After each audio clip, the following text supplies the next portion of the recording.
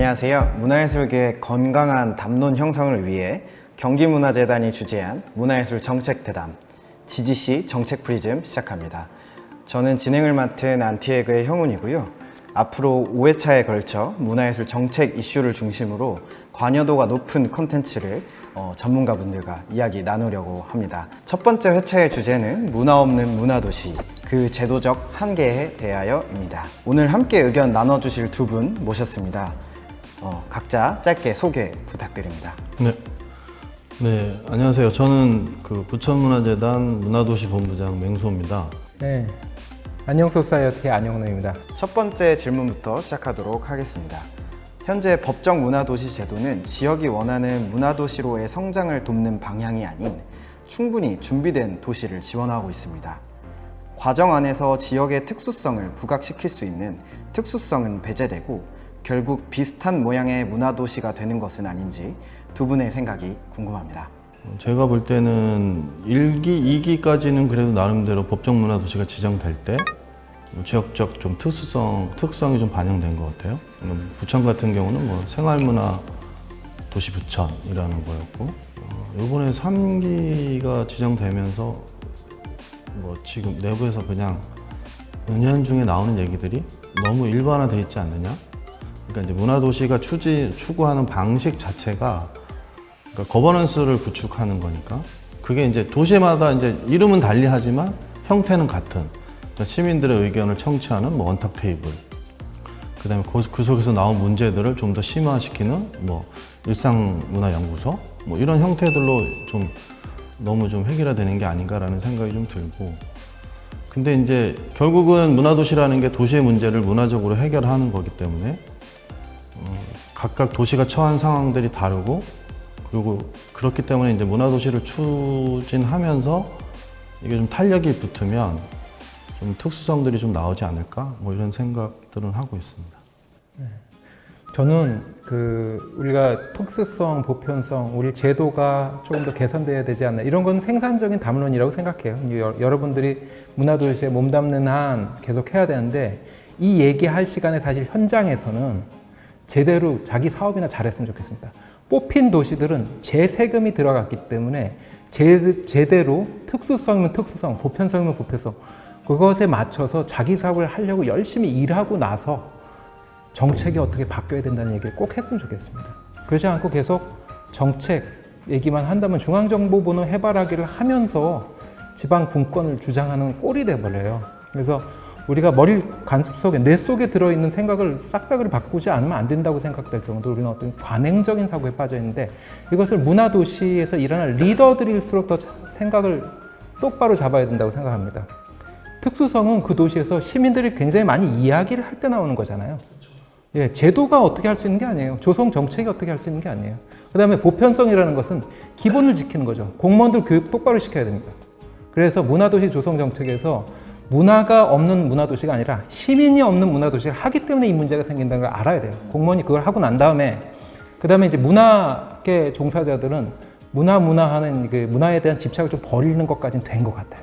근데 다른 분야 사람들을 끌어안는 거, 다문화라든지 포용도시라든지 이런 걸 자꾸 무슨 공부거리로 쳐다봐요. 그냥 다양한 분야 사람들이랑 일을 하는 게 중요한 거죠. 우리가 어떻게 보면 이제 이런 식으로 우리가 바로 앞에 하고 있는 실천들을 좀 바꾸고, 봤지? 우리 도시 사례.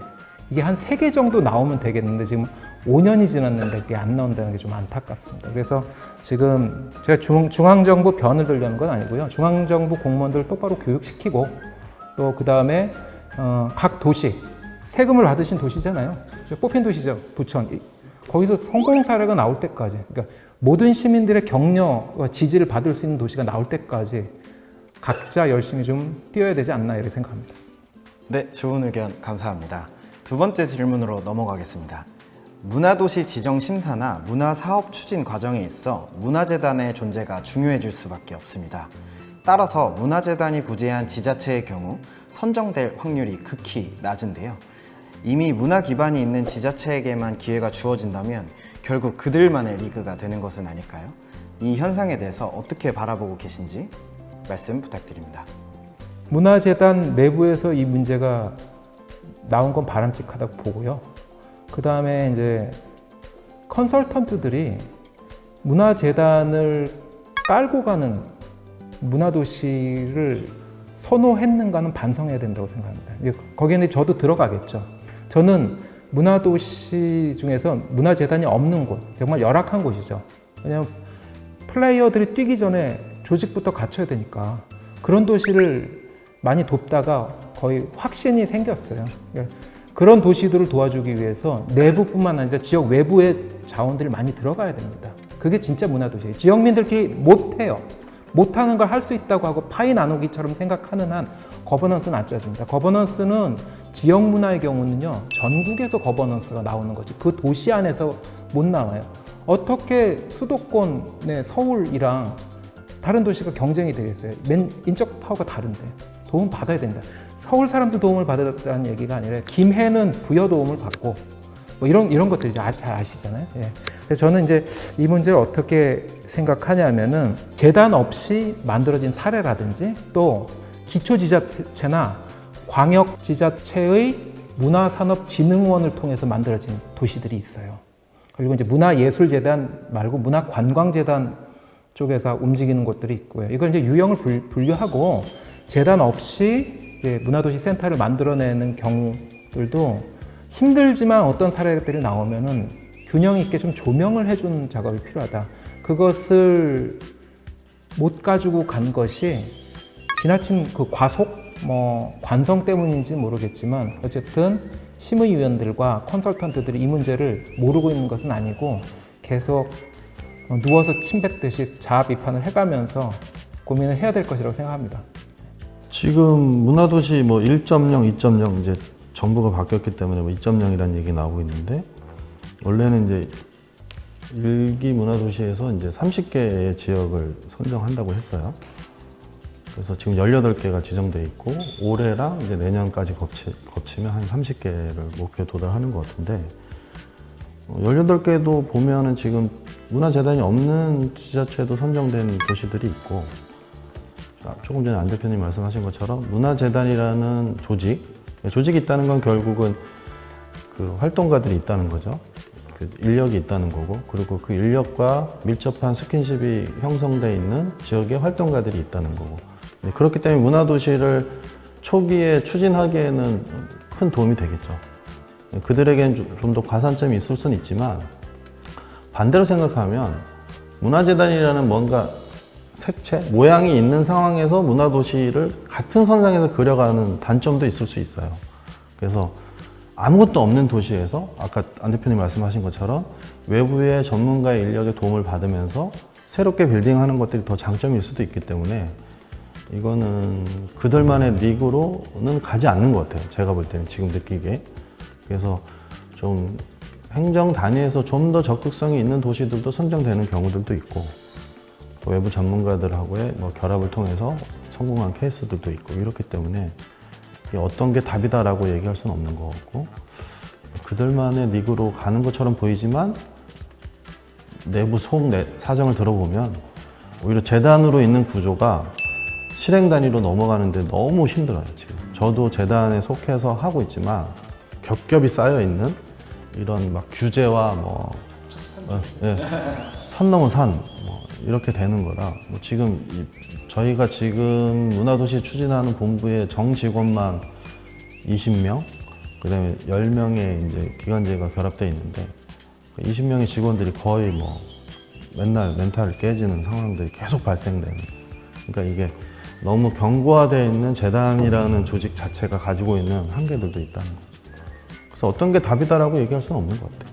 그리고 재단 중심으로 많이 뽑혔다. 그럴 때 희소하지만 재단의 베이스가 없이 뽑힌 지역한테 당신네 문화도시는 아주 소중한 희소한 사례이기 때문에 어느 미션을 달성해 달라는 것들이 공론화가 잘 될 필요가 있어요. 사실 이걸 담당하는 문체부라든지 지역문화진흥원은 이런 업무를 잘해야 됩니다. 아마 컨설턴트들이 각 도시를 상대할 때 못하는 것은 공식적으로 그런 세미나를 통해서 그 열악하지만 재단 없이 진행되는 도시들이 가지고 있는 미션을 좀 부과해야 되고요. 그것을 단체장이나 그 지자체 의원들한테 전달할 필요가 있어요.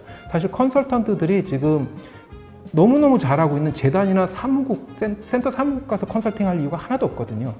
그건 시민들이랑 대화 나누고 얘기 들어주는 게 거의 기본이고, 나머지는 단체장을 만나고 구의원들을 만나가지고 이 도시 만들기가 얼마나 소중한 것이고, 여기 재단도 없이 이걸 했기 때문에 뭐 광역에서 각종 재단이나 진흥원 업무를 보는 사람들이 우리 도시로 와서 도와줄 수 있는 구조를 좀 시장님이 짜시라, 이런 얘기들 해야지 발전이 일어난다고 생각합니다. 우리 같은 컨설턴트도 그 정도까지 도전을 안 하면요, 뭐 20년간 하던 일을 계속 하는 거예요. 그래서 뭐가 좋겠어요. 그래서 이런 부분에서 우리가 뭐 재단 그들만의 리그다라고 생각하는 것도 이제 지금 남 탓하는 것이 돼버리기 때문에 그냥 우리가 각자 알아서 잘하자. 그리고 이제 힘들게 일하는 도시들을 존중하고 인정해주고 그들의 미션이 소중하다는 걸 얘기해줄 필요가 있다, 그런 생각이 듭니다. 네, 세 번째 질문으로 넘어가도록 하겠습니다. 법정 문화도시 최종 지정에 실패한 지자체의 추진 기구가 순식간에 와해되는 사례가 눈에 띕니다. 선정에 탈락하는 것이 재단의 실패라 치부되기도 하는데요. 제도적으로 어떤 부분이 개선돼야 한다고 보시는지 두 분의 의견 부탁드립니다. 이거는 뭐 실질적으로 있었던 사례들이고요. 경기도에서도 뭐 있었죠. 뭐 오산 같은 경우 뭐 하다가 안 됐으니까 이제 뭐 거의 뭐 대표도 날아가고 뭐 같이 추진하던 사람들도 지역 내에서 애매한 위치값이 되고, 광역의 역할이 중요한 것 같아요. 그러니까 이게 경쟁적으로 기초 단위에서 준비를 하고 준비 도시를 표방하는 도시들에 대해서 좀 관리를 하고, 그러면 뭐 준비 도시에서 인력 풀을 만들고 사업의 방향성을 설정하고 하는 데는 뭐 매칭으로 예산 세워두면 한 5억 정도의 1년 예산이면 충분히 운영할 수 있거든요. 그러니까 외부의 자문을 얻고 뭐 인력 풀을 만들고 하는 것들은. 그래서 좀 준비 도시에서 어느 정도 좀 숙성이 된 도시들을 선정해서 좀 예비도시로 신청하게 하고, 예비도시도 또 관리하고, 그래서 상호 보완을 하고, 이제 선정된 도시와 예비도시, 준비도시들이 상호 보완하는 시스템을 만들어주고, 그 속에서 경쟁력이 있다고 하는 부분들을 좀 중앙정부에 좀 제한하는, 뭐 이렇게 해서 좀 광역 단위 역할들을 좀 더 강화시켜내고 운영하는 이런 시스템이 좀 필요한 것 같아요. 저는 120% 동의합니다. 광역의 역할을 찾을 때, 이제 중앙정부와 기초지자체 사이의 역할을 찾는다기보다 지금처럼 잘 준비해야 되는 도시들을 길러내는 거죠. 네. 키워주는 역할을 광역이 한다면은 그 존재 이유와 정책적 포인트가 아주 분명해질 것 같아요. 반면에 이제 중앙정부로 올라가는 경선은 아무래도 잘 준비된 도시를 뽑으니까 준비 도시를 관리하면서 광역이 성장하고, 광역 안에서 성장이 되면은 이웃 도시랑 같이 할 협력 사업이 많아지겠죠. 그럼 광역이 준비 도시를 키우는 것뿐만 아니라 도시 간의 협력 사업을 통해서 생활권, 경제권, 광역 내에서 그런 벨트를 만드는 사업을 지원한다면은 이게 지금 차세대 사업이거든요. 그리고 이제 뭐 올라가서 준비하는 거는 이제 예비도시, 본도시는 충분히 거버넌스라는 기본부터 준비된 도시를 뽑는 거는 지금보다 더 철저하게 해야 되는 것 같아요. 네. 그런 생각이 들었고요. 그 다음에 또 하나는 경기도가 작년에 참 좋은 접근을 잘 했는데 올해 어떻게 됐는지 모르겠습니다만, 문화자치라는 걸 표방하면서 시민들이 거버넌스를 짜는 데만 많은 시간을 투여할 수 있는 소액 다건제를 추진하려고 했었어요. 물론 예산을 수반하거나 여러 가지 면에서 실패했는지 지금 이제 얘기가 들어가긴 했지만, 그 방식이 지금 문화도시 2.0이든 3.0이든 거기서 필수적으로 나와야 되는 결론입니다. 준비도시는 1년이나 2년 동안에 계속 네트워킹과 커뮤니티만 짜고 실적에 압박받지 않도록 해야 됩니다. 그럼 거기에 온 직원들이 매일 사람들을 만나는 기쁨을 누리고 사람들의 망을 짜는 역할만 하거든요. 그러면 그게 진정한 센터인 거예요.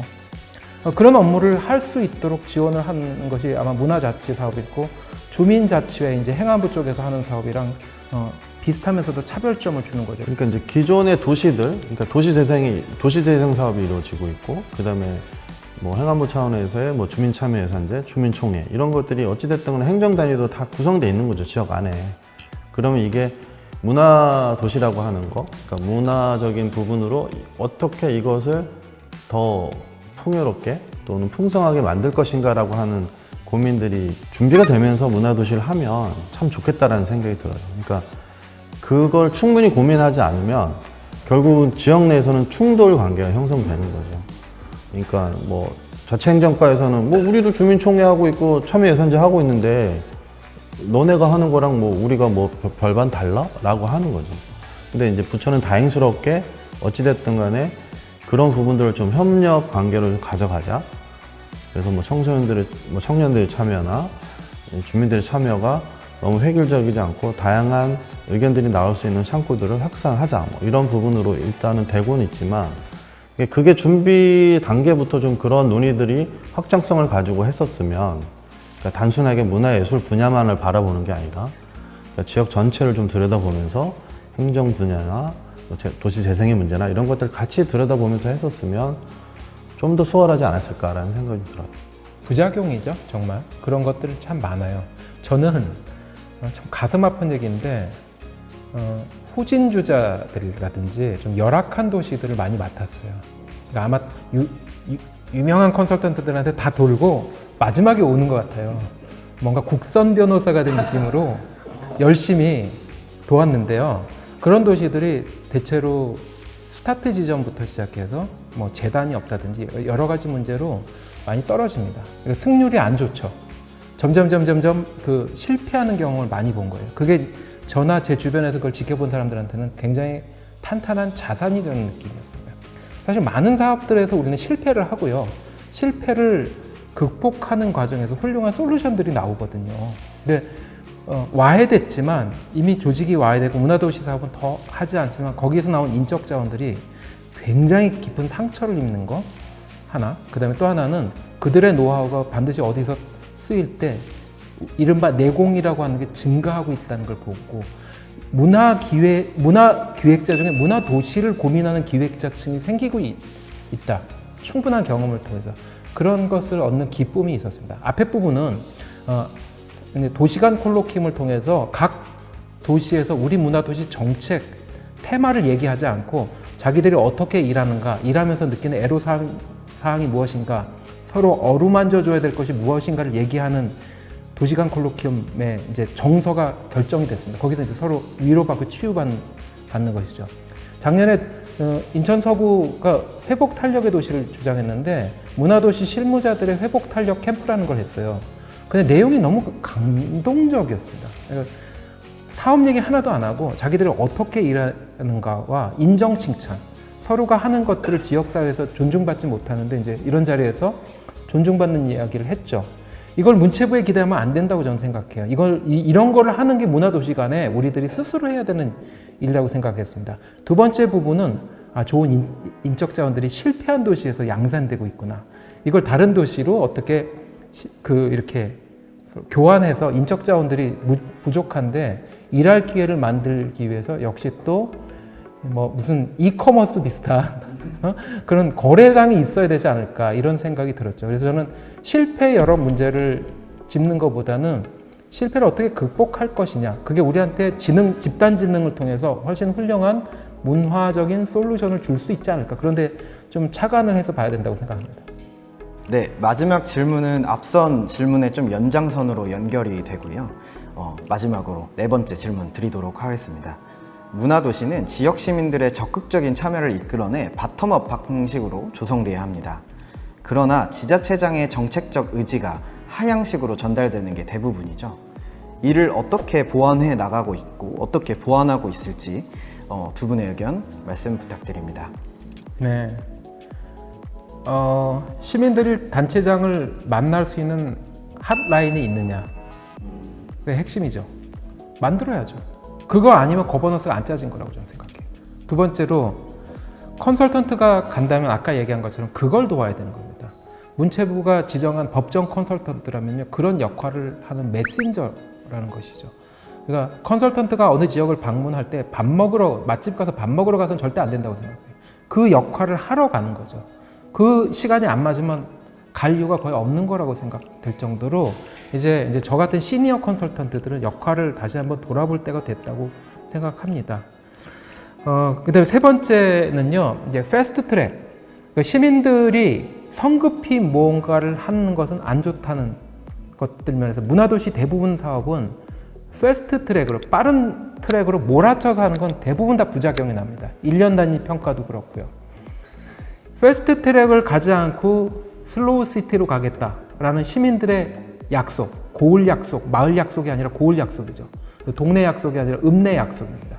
그래서 이런 향약이 만들어진다면은 그것을 의원들과 우리가 얘기하는 단체장들, 우리가 선출직에 우리를 대리하는 존재들한테 얘기해야죠. 위에서 밑으로 내려오는 패스트 트랙도 없습니다. 그렇게 가면은 대부분의 단체장들은 사업에 욕심내는 일반 시민들보다 똑똑하게 문화도시 조성사업의 취지를 알아들어요. 오히려 더. 훨씬 더 얘기가 잘 통합니다.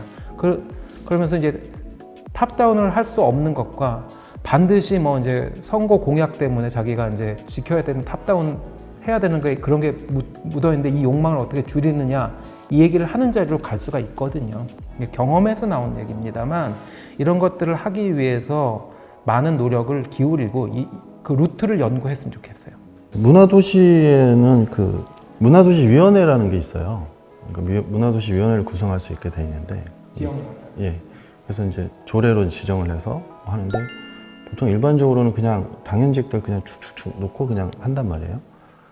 근데 이런 게 아니라 아까 말씀하신 것처럼 뭔가 좀 다이렉트로 행정의 고위직들을 만날 수 있는 이런 체계를 만드는 게 저는 위원회일 수 있다라는 생각이 좀 들어요. 그러니까 뭐 국장 뭐 이런 라인이 아니라 뭐 최소 부시장 정도의 라인이 위원장이 되고 거기에 이제 시민 선출직 위원도 들어가고 뭐 문화예술 위원들도 들어오고 뭐 의회 선출직들도 들어오고 해서 위원이 구성되면 문화도시 사업에 대한 부분들을 뭐 전체 보고도 하고 논의도 하고 하면서 행정 라인에서 지원해야 되는 부분들과 그러니까 이제 버튼업으로 올라갈 수 있는 것들. 그러니까 예를 들어서 시민 조직들이 뭔가 만들어서 빌딩을 해서 올렸는데 뭐 만날 수도 없고 뭐 정책에 위반시킬 수도 없는 이런 단계들도 있거든요. 그럴 때 이제 그런 역할을 할 수 있다는 생각이 좀 들고, 저는 그 협의체의 역할이 되게 중요한 것 같아요. 그러니까 아까 안 대표님도 이제 뭐 행안부 예를 들어서 말씀하셨는데, 그러니까 단체장들이 뭐 도시로 지정된 단체장들이 좀 모여서 전체 도시, 그러니까 지정된 도시 차원에서 해야 될 일들, 그리고 이게 행안부에 좀 도움을 받을 일이나 다른 부서들이랑 도움을 받을 일들을 민간 전문가들의 자문을 좀 받으면서 모임을 진행하는 것들이 필요한 것 같아요. 그래서 그 자기 도시의 문화 도시를 어떻게 잘 성숙시킬 것인가, 또는 여타 도시와 어떤 연계를 가져갈 것인가라고 하는 부분들도 그냥 한 도시만에 고립화돼서 뭐 사업을 진행한다고 이게 완성 형태로 갈 수는 없는 거잖아요.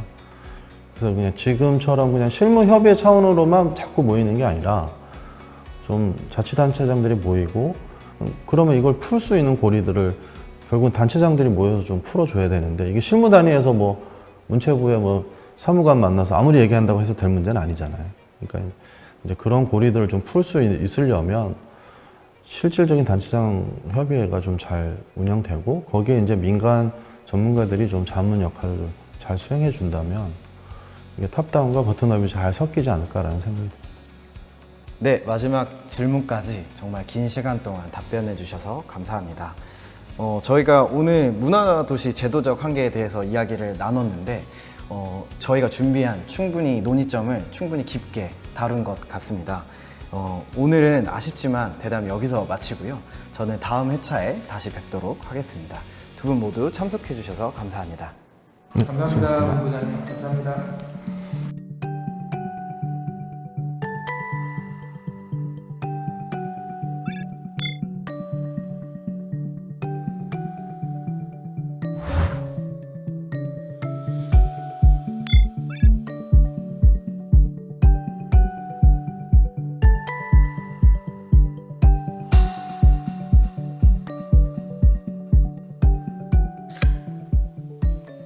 안녕하십니까, 지금종이라고 합니다. 현재는 군포문화도시 지원센터의 센터장 일을 하고 있는데요.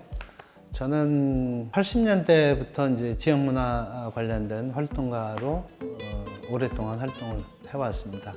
이 지역문화 정책에 대한 사회적 공론 과정이 조금 더 활발하게 이루어져서 지역문화 환경이 좀 많이 개선되었으면 하는 그런 바람을 가지고 있고요.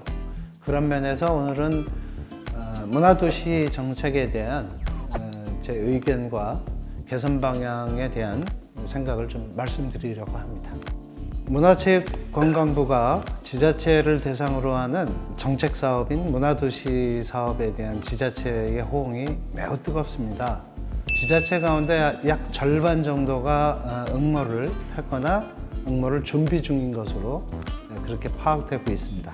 지자체의 이런 호응은 세계화와 지역화가 동시에 진행되는 세계사적 흐름, 그리고 이제 지방 소멸의 위기 등이 도시 경쟁력을 높이도록 강요하고 있는 그런 현실에서 비롯된 것으로 보입니다. 문화도시라고 하는 타이틀이 갖는 상징성, 또 국비 확보라는 성과, 이런 부분들도 문화도시에 대한 열기를 부추기는 그런 요인이라고 볼 수 있겠습니다. 저는 문화도시 정책이 그동안 문화부가 시행한 정책 중에서 최고의 정책이라고 사실 생각합니다. 문화부의 문화도시 사업 지침은 첫째로 장소, 인력, 콘텐츠 등 통합 지원의 중요성을 강조하는 지역 문화 발전의 이제 종합 계획으로서의 성격을 갖고 있다는 거고요. 두 번째로는 중앙 그리고 이제 관주도에서 지역 중심 또 시민 주도형 도시문화 거버넌스를 강조하고 있다는 점. 세 번째로는 지역의 고유성을 발굴해야 한다는 거나 아카이빙 또 창의적 활용 등을 이제 중시하고 있다는 점에서 그렇습니다. 네 번째는 문화적 관점의 도시 재생에 대한 화두를 던져주고 있다는 점. 다섯 번째는 문화도시 조례, 또 추진 예산 확보, 추진 조직 구성 등 문화도시를 추진할 의지와 시스템 구축의 이런 지속 가능성에 대한 것을 심의 기준으로 정하고 있다는 점입니다. 그래서 지역문화 정책에 대한 근본적인 성찰을 할 수 있는 그런 계기를 제공하고 있다는 측면에서 굉장히 좋은 정책이라고 말할 수 있겠습니다. 그런데 문제는 정책 추진 과정을 들여다보면 적지 않은 문제점들이 나타나고 있는데요. 정책 시행 전에 사회적 공론화가 충분히 되지 않은 점은 반드시 좀 짚고 넘어가야 될 지점이고요. 문화도시 담론이 충분히 공유되지 않았다는 점 때문에 그렇거든요. 문화도시가 뭐고 문화도시라고 하는 것을 어떤 방식으로 추진돼야 되고, 이 공론화 과정에서 사실은 사람들의 이제 생각들이 좀 정리되고 전문가들의 의견이 축약되는데 이런 부분들이 이제 잘 이루어지지 않았고요. 각 지역에서 준비하는 사람들 또 심의위원들조차 개념 공유에 조금 문제가 있었다고 말할 수 있습니다. 심의받는 지자체에게는 사회적 공론화, 하위 상달, 거버넌스를 중시해야 한다고 기준을 제시하면서 아이러니하게도 문화부는 이제 이 기준에서 벗어난 셈입니다. 지자체 간의 지나친 경쟁을 유발하는 점도 이 심의 방법도 문제가 많습니다. 문화도시 지정 심의 과정에서 2번 떨어지면 다시는 도전하지 못하도록 만든 제도는 명분 없는 행정 편의주의라고 생각합니다. 문화도시 지정받는데 실패하더라도 포기하지 않고 여기서 배움을 얻고 다시 힘을 내어 자기 지역을 더 살기 좋은 문화도시로 만들어 나가도록 성장시키는 것, 이런 것들이 문화도시 정책의 추진 목적이어야 된다고 봅니다. 문화시민 없는 문화도시는 없습니다. 문화시민은 문화시민, 즉 주체가 형성될 수 있는 지역문화 생태계가 조성돼야만 성장할 수 있습니다. 그러자면 지역문화 생태계 조성을 저해하는 요인들을 제거하거나 조성을 촉진하는 정책을 시행해야 합니다.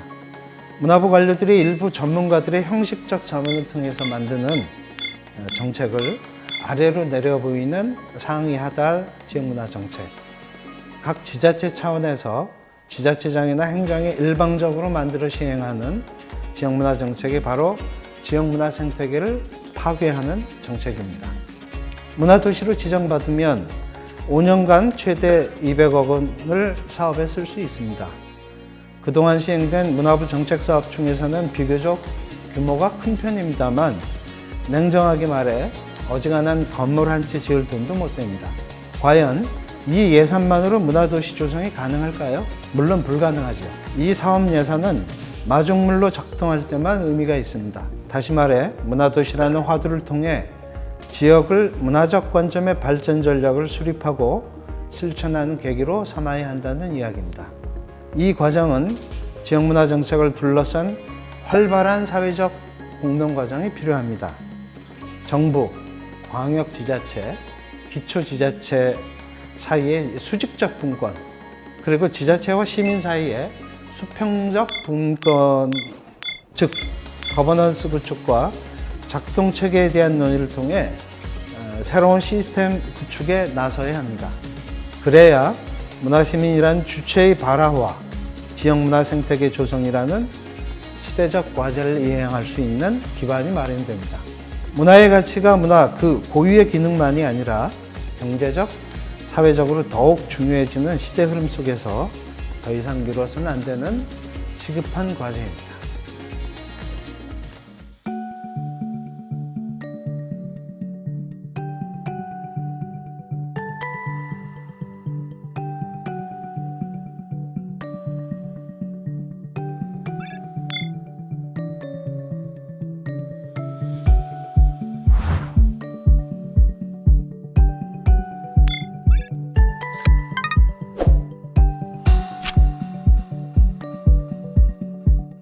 지난 1월 미국에서는 서펜타인 노스 갤러리와 메타버스 플랫폼인 포트나이트에서 대규모 개인전을 열었습니다. 이들은 어큐트 아트 앱을 통해 증강현실로 작품을 전시했지만 현실에서 하는 전통적 전시를 가상으로 재현했다는 것 외에는 특별한 상호작용이 없었다고 부정적 평가를 받은 바 있습니다. 국내에서도 마찬가지로 월간 디자인의 히든 오더라는 개인형 전시가 시도되었는데요. 화성을 배경으로 특정 캐릭터가 행성을 누비며 디자인 전시를 감상하는 방식이었습니다. 해당 전시는 기술의 한계로 인해 현실에서보다 더욱 작품을 감상할 수 없었다는 후기가 많아 전시의 경험보단 신박한 게임 체험에 가깝다고 평가됩니다.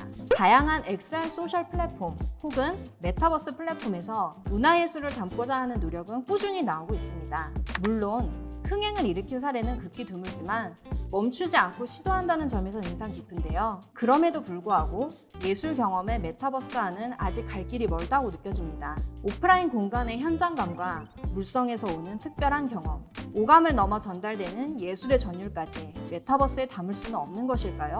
이러한 사회적 흐름에 부응해야 하는 예술가와 예술계의 고민만 깊어지고 있습니다.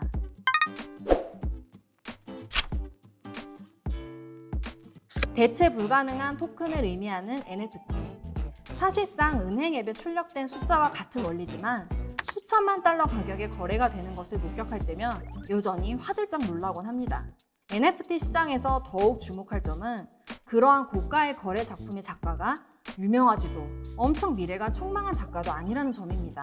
단순히 수요 공급 원리에 의거하여 가격이 책정되고 거래가 되면 그게 실거래가로 매겨져 가치를 가진다는 점이죠. 과연 문화예술을 중심으로 활발히 발달해가고 있는 NFT, 올바른 방향으로 가고 있는 걸까요? 예술작품의 저작권 문제와 결부시켜 고유성을 증명한다는 차원에서 영원 불변한 디지털 자산의 소유권 획득은 매우 매력적인 말로 들립니다. 반면 이러한 견해도 있습니다. 디지털 세계에서 경험할 수 있는 현실 기반 콘텐츠는 문화예술 콘텐츠뿐이다. 문화예술 시장이 NFT를 주도하는 것이 아닌 NFT 시장에 적합한 콘텐츠는 문화예술 콘텐츠뿐이라는 해석이죠. 그렇다면 이건 자의적인 발전이 아닌 타의적인 발전이라고 읽힐 수도 있습니다. 필요에 따라 생겨난 것이 아닌 특정 요인의 촉발로 인한 유행, 그리고 타의적인 수동적 발전, NFT 속 예술 산업의 현주소는 이것이 아닐까요?